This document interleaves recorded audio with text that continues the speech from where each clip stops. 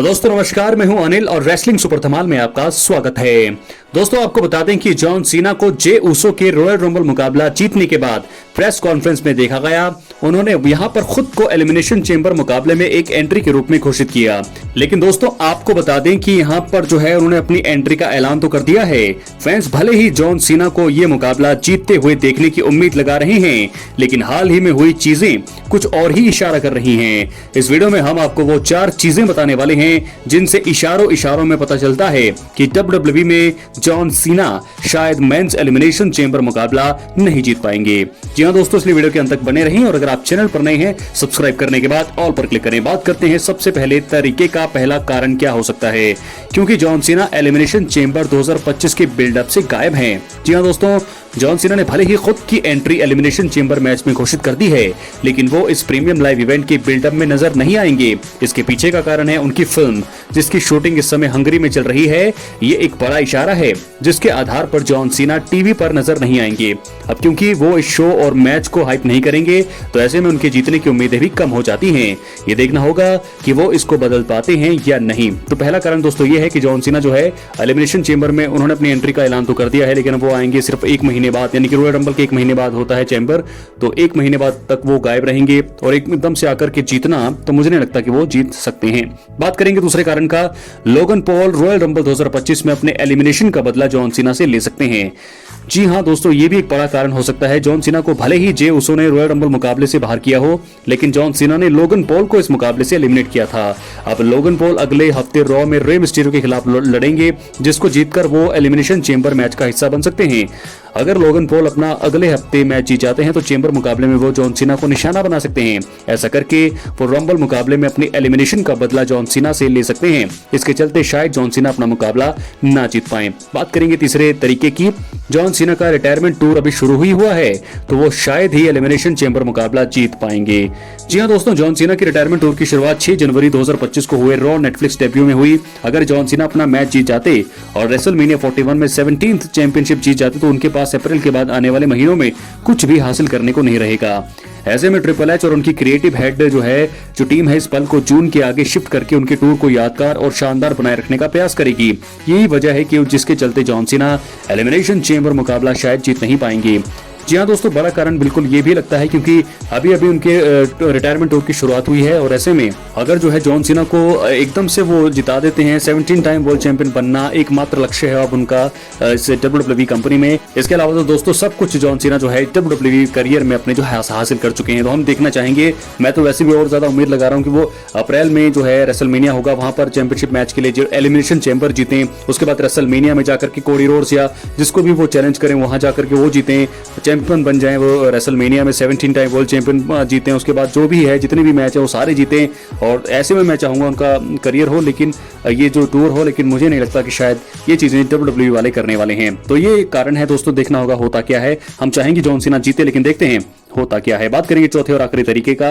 WrestleMania 41 में John Cena की जगह रैंडी ऑर्टन से मुकाबला कर सकते हैं कोडी रोड्स। जी हां, जॉन सीना और कोडी रोड्स के बीच रेसलमेनिया 41 में एक मुकाबले की सुगबुगाहट काफी समय से है। वहीं ऐसी भी उम्मीद है कि रैंडी ऑर्टन जल्दी ही वापसी करेंगे, कोडी रोड्स के साथ स्टोरी करते हुए 19 या 20 अप्रैल को होने वाले प्रीमियम लाइव इवेंट में अनडिस्प्यूटेड WWE चैंपियनशिप जीतने का प्रयास करेंगे।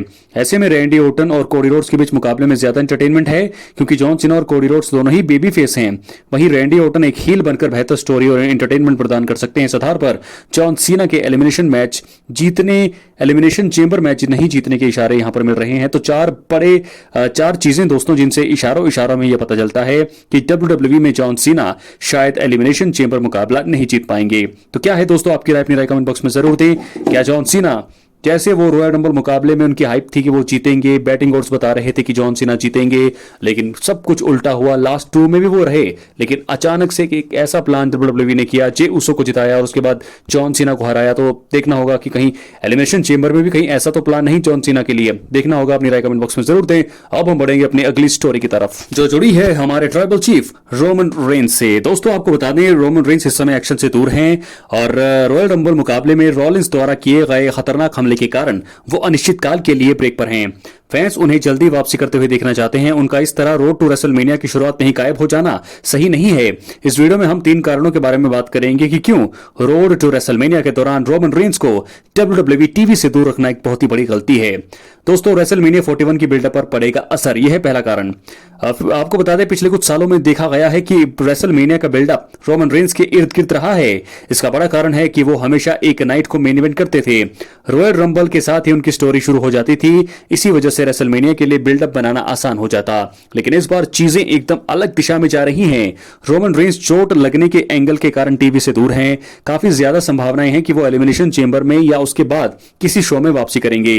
रोड टू रेसलमेनिया का 1 महीने इसके चलते जो है बर्बाद हो सकता है और रोमन रेंस के पास बाद में साल के सबसे बड़े इवेंट को बिल्ड करने के लिए लगभग 1.5 महीना ही बचा होगा।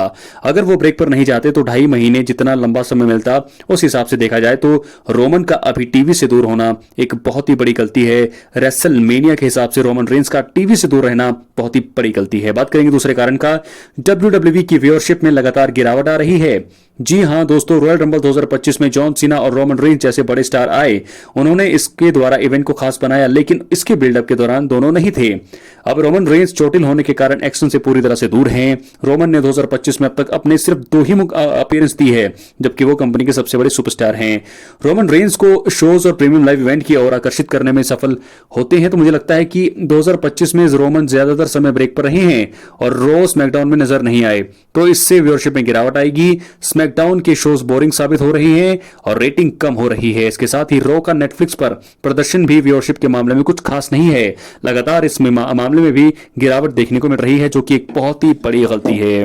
तो दोस्तों, ऐसे में क्या है आपकी राय? अपनी राय आप कमेंट बॉक्स में जरूर देते रहिएगा। चैनल पर नए हैं, सब्सक्राइब करने के बाद ऑल पर क्लिक जरूर करें। बात करेंगे तीसरे और आखिरी कारण का।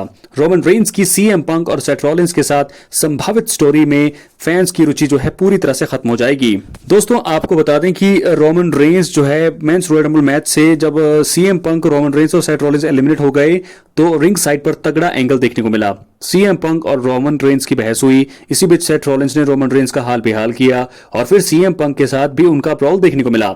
ये चीज फैंस के बीच काफी चर्चा का विषय साबित हुई, क्योंकि इसकी उम्मीद किसी ने नहीं की थी। फैंस आने वाले समय में उनके बीच स्टोरी आगे बढ़ते हुए देखना चाहते थे। सभी की काफी ज्यादा रुचि थी, लेकिन WWE ने रोमन रेंस को टीवी से ही दूर कर दिया। एक रिपोर्ट के अनुसार रोमन वर्सेस CM पंक वर्सेस रॉलिंस मुकाबला WWE रेसलमेनिया 41 के लिए प्लान किया जा रहा है। रोमन अगर ब्रेक पर नहीं जाते तो अभी दोनों अन्य स्टार्स के साथ अपनी दुश्मनी को शानदार तरीके से आगे बढ़ाते।